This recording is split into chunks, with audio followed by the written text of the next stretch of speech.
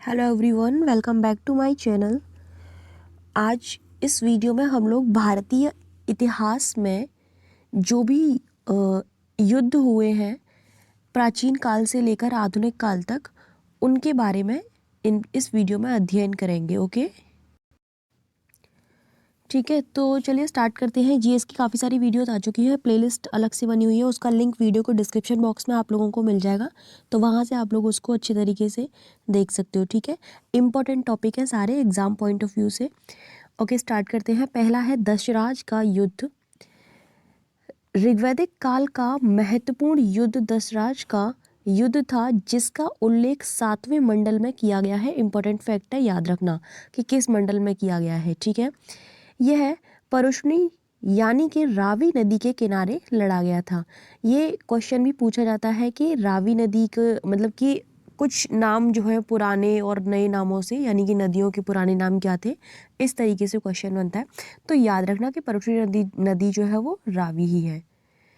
यह भरत वंश राजा सुदास और 10 अन्य कबीलों के मध्य लड़ा गया था। इस युद्ध में भरत राजा सुदास की विजय हुई थी। इस युद्ध का कारण विश्वामित्र को पुरोहित के पद से हटाया जाना था। तो रीज़न भी इम्पोर्टेंट है, इसको भी याद रखना। ठीक है, बाकी ये आपको याद रखना बैकग्राउंड में कि क्या था इसका रीज़न, क्यों ये युद्ध लड़ा गया था। नेक्स्ट है हाइडेस्पीस या झेलम का युद्ध। पुरु या पोरस व सिकंदर के मध्य यह युद्ध झेलम व चिनाब नदियों के बीच लड़ा गया था। इस युद्ध में वीरतापूर्वक लड़ते हुए पुरु पराजित हुआ था। पुरु की वीरता से प्रभावित होकर सिकंदर ने पुरु को उसका राज्य वापस लौटा दिया था। तो क्वेश्चन मोस्टली इस तरीके से बनता है कि इस युद्ध में किसकी जीत हुई थी, ठीक है, कौन पराजित हुआ था, इस तरीके से। तो ये छोटे मोटे जो पॉइंट होते हैं उनको याद रखिए। नेक्स्ट है कलिंग युद्ध। 13वें शिलालेख के अनुसार राज्याभिषेक के 8वें वर्ष अशोक ने कलिंग पर विजय प्राप्त की थी। कलिंग युद्ध 261 ईस्वी पूर्व की बात हो रही है में भीषण नरसंहार को देखकर अशोक ने विचलित होकर शस्त्र त्याग कर बौद्ध धर्म को अपना लिया था।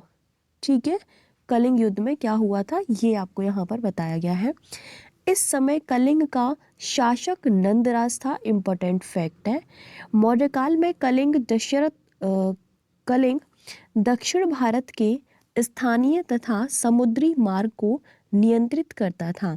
नेक्स्ट है तराइन का प्रथम युद्ध, जो कि 1192 में हुआ था। इस चीज़ को याद रखना है। यह गौरी व पृथ्वीराज तृतीय के मध्य हुआ था।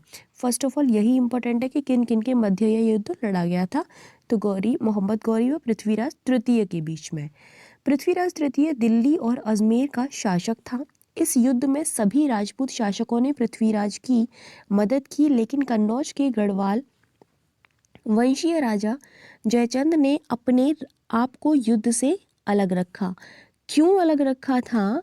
क्योंकि पृथ्वीराज ने उसकी लड़की का अपहरण किया। इस युद्ध में गौरी की हार हुई थी।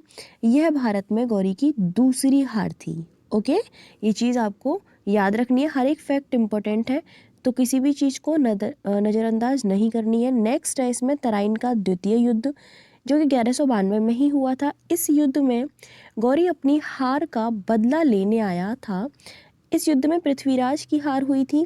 पृथ्वीराज गौरी के साथ अजमेर गया और उसकी अधीनता स्वीकार कर ली, परंतु विद्रोह का प्रयास करने पर पृथ्वीराज को मृत्युदंड दे दिया गया था। ओके, नेक्स्ट है चंदावर या फिर कन्नौज का युद्ध, जो कि 1194 में हुआ था। कई बार सुमेलित करने के लिए सन पूछ लिए जाते हैं। एक साइड में वो आपको सन दे देगा कि कौन सा युद्ध कब हुआ था, यहाँ युद्ध दे देगा, तो आपको मिलाना है। ठीक है, करेक्ट। या फिर क्रम वाइज भी दे देता है, बट आई थिंक यहाँ से क्रम वाइज नहीं देगा, मेरे को जहाँ तक पता है। यह गौरी तथा जयचंद के बीच हुआ था, जिसमें गढ़वाल शासक जयचंद की पराजय हुई थी। ठीक है, किसमें? चंदावर या कन्नौज के युद्ध में। नेक्स्ट है खतौली का युद्ध, जो कि 1518 में हुआ था। 1518 में इब्राहिम लोदी तथा महाराणा सांगा के मध्य खतौली के युद्ध में इब्राहिम लोदी पराजित हुआ था। कौन पराजित हुआ था, ये चीज़ याद रखनी है। पानीपत का प्रथम युद्ध वेरी इंपॉर्टेंट 1526 में हुआ था, ठीक है। बाबर ने 1526 ईस्वी में भारत पर आक्रमण किया था। पानीपत के इस युद्ध में इब्राहिम लोदी को पराजित कर भारत में मुगल वंश की स्थापना की गई थी। ओके, पानीपत के युद्ध में इब्राहिम लोदी युद्ध भूमि में मारा गया। वह भारत का एकमात्र सुल्तान था जो युद्ध भूमि में मारा गया था, ठीक है। तो एक खास बात क्या थी उसके साथ, ये चीज़ को याद रखना है आपको। पानीपत के प्रथम युद्ध में बाबर की विजय में मुख्य योगदान रूमी व तुलगमा युद्ध पद्धति तथा तोपों का प्रयोग था। ओके, नेक्स्ट है सर ए पुल का युद्ध जो कि 1502 में हुआ था। 1502 में सर ए पुल के ऐतिहासिक युद्ध में बाबर का शैबानी खान ने पराजित कर हमेशा के लिए मध्य एशिया से बाहर कर दिया था। किसको? बाबर को। इसी युद्ध में शैबानी खान ने बाबर के विरुद्ध उज़्बेकों की युद्ध नीति तुलगमा पद्धति का प्रयोग किया था। तो तुलगमा पद्धति का प्रयोग कहाँ कहाँ पर किया गया था, मीन्स टू से किस किस युद्ध में किया गया था, ये चीज़ आपको याद रखनी है। सो फर्स्ट है पानीपत का प्रथम युद्ध एंड सेकेंड सर ए पुल का युद्ध हुआ था, ठीक है। नेक्स्ट है खानवा का युद्ध, कई बार ये भी पूछा जाता है तो याद रखना है इसको भी। खानवा का युद्ध 1527 में बाबर और राणा सांगा के मध्य हुआ था जिसमें बाबर विजयी हुआ, ठीक है। इस युद्ध में सैनिकों का मनोबल ऊंचा करने हेतु बाबर ने काफिरों के विरुद्ध जिहाद की घोषणा की थी। इस युद्ध में विजय प्राप्त बाबर ने गाजी की उपाधि धारण की थी, ठीक है। तो क्वेश्चन यहाँ इस तरीके से बन सकता है कि किस युद्ध में बाबर ने गाजी की उपाधि धारण की थी। ओके, तो आपको याद रखना है, ठीक है। हर चीज़ को हर एक एंगल से देखा करो, यही नहीं कि जो फैक्ट लिखा हुआ है उसको उसी तरीके से एज इट इज़ आप रट के जा रहे हो, ऐसा नहीं करना है क्योंकि एग्जामिनर क्वेश्चन किसी भी तरीके से बनाकर वहाँ पे दे सकता है। ओके, तो खानवा के युद्ध में उसको गाजी की उपाधि प्राप्त हुई थी, धारण की थी उसने। नेक्स्ट है चंदेरी का युद्ध जो कि 1528 में हुआ था। चंदेरी का युद्ध 1528 में बाबर तथा मेदिनी राय के बीच में लड़ा गया था। उसके बाद घाघरा का युद्ध है, घाघरा का युद्ध, चंदेरी का युद्ध, ठीक है। एंड खानवा वगैरह ये जो है पानीपत का, ये काफ़ी सारे जो है वो इम्पोर्टेंट है, कुछ कुछ इसमें से। घाघरा का युद्ध 1529 में बाबर तथा अफगानों के मध्य लड़ा गया था, ठीक है, जिसमें बाबर की विजय हुई थी। यह है बाबर का अंतिम युद्ध था। तो यहाँ पर ये आपका इंपॉर्टेंट फैक्ट आ गया कि बाबर का अंतिम युद्ध कौन सा था, 1529 का घाघरा का युद्ध। क्लियर। नेक्स्ट देवरा का युद्ध जो कि 1532 में हुआ था। इसमें हुमायूं व अफगानों के मध्य युद्ध लड़ा गया था जिसमें अफगान पराजित हुए थे। ओके, उसके बाद नेक्स्ट है चौसा का युद्ध, 1539 में हुआ था, 1539। इस युद्ध में हुमायूं तथा शेर खां के मध्य, ये जो युद्ध है हुमायूं तथा शेर खां के मध्य लड़ा गया था जिसमें शेर खां विजयी हुआ था। चौसा युद्ध के बाद शेर खां ने स्वयं को सुल्तान घोषित किया तथा शेरशाह की उपाधि धारण की थी। नेक्स्ट है कन्नौज अथवा बिलग्राम का युद्ध जो कि 1540 में हुआ था। कन्नौज अथवा बिलग्राम का युद्ध 1540 में किस किस के मध्य लड़ा गया था, हुमायूं और शेरशाह के मध्य, ठीक है, जिसमें विजयी कौन हुआ था, शेरशाह।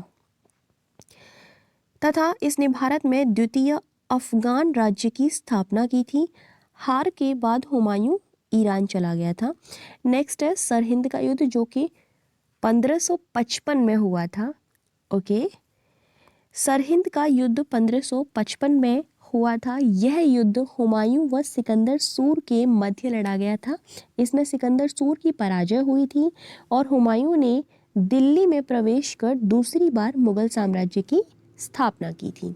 ओके, तो देखिए मेरे को जहाँ तक लगता है हर एक युद्ध में जो सेकंड फैक्ट है ना वो बहुत इंपॉर्टेंट है। बाकी ये तो आपको याद रखना ही है कि किस किस के मध्य वह युद्ध लड़ा गया था, इसमें से किसकी विजय हुई थी वो मैं आपको पहले ही बोल चुकी हूँ, ठीक है।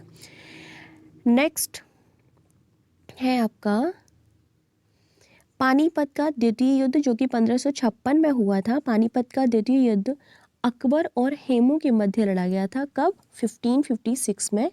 इसमें हेमू की पराजय हुई तथा अफगान सत्ता का अंत भारत में हमेशा के लिए हो चुका था।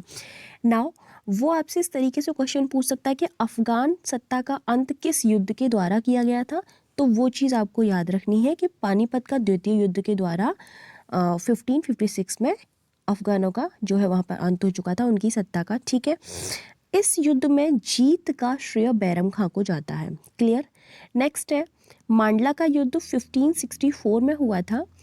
इस समय मांडला की वास्तविक सत्ता रानी दुर्गावती के हाथों में थी। इंपॉर्टेंट फैक्ट है, अकबर ने आसफ खान को गड़कटंगा, जो कि मांडला इसी के अंतर्गत आता था, ओके, पर अधिकार करने के लिए भेजा था। रानी दुर्गावती को 2 दिन तक सम्मान की रक्षा हेतु बहादुरी से लड़ी थी।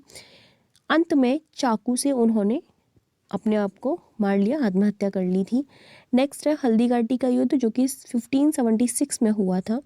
हल्दीघाटी का युद्ध 1576 में राणा प्रताप यानी कि मेवाड़ का शासक था और मुगलों के मध्य लड़ा गया था। इस युद्ध में राणा प्रताप का सेनापति हकीम खां तथा मुगलों का सेनापति मान सिंह था।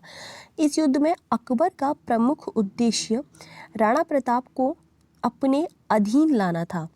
राणा प्रताप इस युद्ध में पराजित हुआ था, लेकिन राणा प्रताप ने अकबर की संप्रभुता स्वयं कभी स्वीकार नहीं की थी। राणा प्रताप की मृत्यु के बाद उसके पुत्र राणा अमर सिंह ने 1615 में जहांगीर से संधि कर ली थी। ठीक है, तो देखिए ये जो थोड़े बड़े हैं ये फैक्ट, इनको एक या 2 बार आप पढ़ सकते हैं अच्छे तरीके से वीडियो को पॉज करके। ठीक है, नेक्स्ट है धर्मट का युद्ध, जो कि 1658 में हुआ था। उत्तराधिकार के लिए दारा शिकोह तथा औरंगजेब की सेनाओं के मध्य ये 1658 में धर्मट का युद्ध लड़ा गया था। इस युद्ध में दारा शिकोह की तरफ से शाही सेना का नेतृत्व जोधपुर के राजा जसवंत सिंह ने किया था। जसवंत सिंह व कासिम खान ने किया था। इसमें औरंगजेब विजयी हुआ था। इसी युद्ध में मुर्शीद कुली खां वीरतापूर्वक लड़ते हुए मारा गया था। मुर्शीद कुली खां किस युद्ध में मारा गया था, याद रखना है, धर्मट के युद्ध में, जो कि 1658 में लड़ा गया था। किस किस के बीच लड़ा गया था ये चीज़ भी आपको याद रखनी है, दारा शिकोह व औरंगजेब के बीच में। ठीक है, जीत किसकी हुई थी, औरंगजेब की। क्लियर। नेक्स्ट है सामूगढ़ का युद्ध, जो कि 1658 में ही लड़ा गया था। दारा शिकोह सामूगढ़ के युद्ध में भी औरंगजेब से पराजित हुए थे। इसी विजय के बाद सर्वप्रथम दिल्ली में औरंगजेब का राज्याभिषेक हुआ था। ओके, नेक्स्ट है पानीपत का तृतीय युद्ध, जो कि 1761 में हुआ था। पानीपत का तृतीय युद्ध 1761 में अहमद शाह अब्दाली तथा मराठों के मध्य लड़ा गया था। ये चीज़ आपको याद रखनी है। अब्दाली ने 1767 में भारत पर अंतिम आक्रमण किया था। नेक्स्ट है बेदरा का युद्ध, वेरी इंपॉर्टेंट, 1759 में हुआ था, कई बार पूछा गया है। और ये किस किस के बीच लड़ा गया था, इस युद्ध में डच अंग्रेजों द्वारा परास्त हुए थे और भारत से बाहर हो गए थे। ठीक है, उसके बाद है वांडीवाश का युद्ध, 1760 में लड़ा गया था। ये भी काफ़ी ज़्यादा महत्वपूर्ण है। तो ये जो युद्ध हुआ था, यह युद्ध तृतीय कर्नाटक के अंतर्गत ही हुआ था। इसके कर्नाटक युद्ध जो हुए थे तो उनके अंतर्गत ही ये युद्ध हुआ था। इसके अंतर्गत अंग्रेजी सेना ने सर आयरकूट के नेतृत्व में फ्रांसीसियों को पराजित कर उन्हें भारत से बाहर कर दिया था। ठीक है, तो इससे अगर क्वेश्चन आता है तो पता है कैसे आएगा कि वांडीवाश के युद्ध में अंग्रेजों का नेतृत्व किसने किया था, इस तरीके से वहाँ पर क्वेश्चन आता है। ठीक है, या फिर फ्रांसीसियों का नेतृत्व, इस तरीके से क्वेश्चन बनेगा, तो आपको याद रखना है। नेक्स्ट है प्लासी का युद्ध। ठीक है, जो कि 23 जून 1757 को हुआ था। ये तो सबसे ज़्यादा महत्वपूर्ण है, कहने की कोई ज़रूरत ही नहीं है। जो कि भागीरथी के तट पर नदिया जिला पश्चिम बंगाल में सिराजुद्दौला व रॉबर्ट क्लाइव के मध्य ये हुआ था। प्लासी के युद्ध में सिराज की सेना का नेतृत्व मीर जाफर, यार लतीफ व राय दुर्लभ जैसे षड्यंत्रकारियों के हाथों में था, जो अंग्रेज से मिले हुए थे। सब खड़े तमाशा देखते रहे और सिराज के 2 सिपाही मीर मदान व मोहलाल लड़ते हुए मारे गए थे। ठीक है, सिराजुद्दौला भागकर मुर्शिदाबाद चला गया, जहां उसकी हत्या करवा दी गई थी। यह छद्म युद्ध षड्यंत्र था क्योंकि अंग्रेजों ने इसे षड्यंत्र के दम पर ही जीता था। ठीक है, तो आई थिंक सारे नहीं हुए में एक बचा है अभी आपका। ये है आपका बक्सर का युद्ध जो कि 1764 में हुआ था, 22 अक्टूबर 1764 को। ठीक है, 1764 को मीर कासिम सुजाउद्दौला व शाह आलम द्वितीय एवं अंग्रेजों के मध्य ये युद्ध लड़ा गया था। इससे हमेशा क्वेश्चन यही बनता है कि किस किस के मध्य लड़ा गया था ये। अंग्रेजों का नेतृत्व हेक्टर मुनरो ने किया था, very important fact. And Buxar के युद्ध में अंग्रेजों ने बिना किसी षड्यंत्र के अपनी सैन्य शक्ति द्वारा मीर कासिम के सैन्य गठबंधन को हराया था। इस युद्ध के बाद अंग्रेज अखिल भारतीय शक्ति के रूप में स्थापित हो गए थे क्योंकि उन्होंने भारत की 3 बड़ी शक्तियों बंगाल के नवाब, अवध के नवाब व मुगल सम्राट को हराया था। इसी युद्ध के बाद बंगाल या कहें तो भारत में अंग्रेजी प्रभुत्व की स्थापना हुई थी। किस युद्ध के बाद? 22 अक्टूबर 1764 में हुए बक्सर के युद्ध के बाद। ओके, 1764 है ना? हाँ जी, ठीक है। तो मैंने आपके ये प्राचीन काल से लेकर के और आधुनिक काल तक जितने भी महत्वपूर्ण युद्ध हुए हैं, किस किस के मध्य हुए हैं, किसकी विजय हुई है, कौन पराजित हुआ है, ठीक है, कब हुए हैं, तो ये सब मैंने आपको क्लियर कर दिया है। होपफुली यहाँ से ही क्वेश्चन आएगा, कहीं अलग से नहीं आएगा। ठीक है, अगर इस टॉपिक से आता है तो so it's okay. Thank you so much for watching my video. मिलते हैं नेक्स्ट वीडियो में, तब तक के लिए बाय बाय, टेक केयर।